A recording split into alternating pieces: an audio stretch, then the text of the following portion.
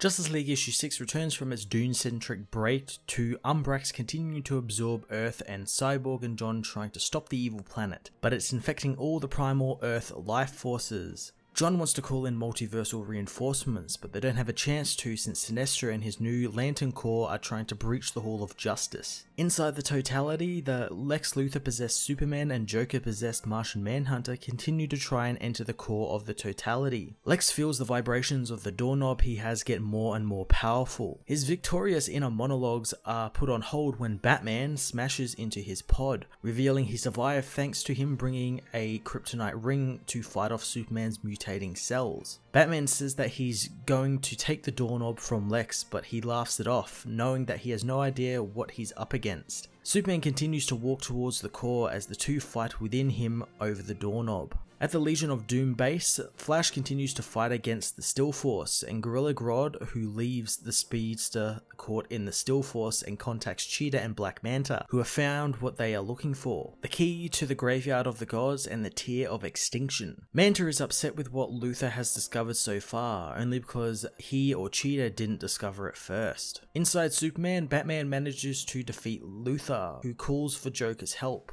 Joker uses Manhunter's shape-shifting ability to enter Superman's body through his eyes and attack Batman. But while he does, Hawkgirl attacks, regaining control of Manhunter for the time being.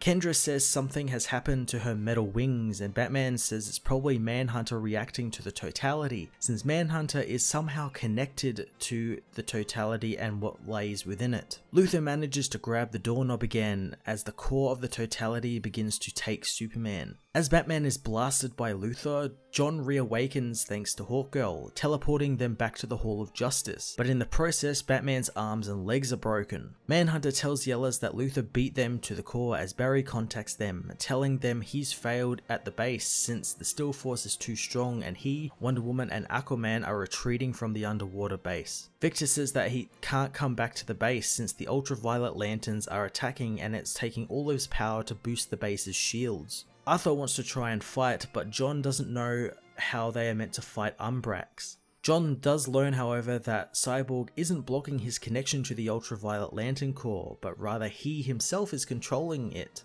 John suddenly wonders if the forces that are unlocking aren't meant to be opposed and they shouldn't be fighting them. Manhunter says that he could connect to enough people and break Sinestro's hold on them, and John could show them how to use the ultraviolet power for good and use it as their strength. The only thing stopping him is getting around the whole planet fast, but Flash has a solution to that. John gets to Flash's car and speeds off around the Earth with some help from Superman, as Barry tries to access the Still Force inside of him, and Manhunter is linked up to John. Sinestro's forces break into the Hall of Justice shields, attacking Superman as Cheetah and Manta launch their attack on the Legion base to try and kill Wonder Woman and Aquaman. As John races around the world, Flash accesses the Still Force and Manhunter talks with his people. Luthor reaches the Totality with a doorknob, and Hawkgirl arrives and attacks as John's plan works and the planet begins to brighten, but it's not the green light of willpower he thought it would be, but instead the white light of life only a white lantern can conjure. Justice League issue 6 was a goddamn awesome continuation of the Totality story that saw the heroes somewhat win over Luthor and his Legion of Doom, although they didn't particularly win in the way they thought they were going to. I really don't know what I can say that I haven't already said about this book, but it's exactly what a Justice League book should be, full of weird and wonderful DC Universe lore, both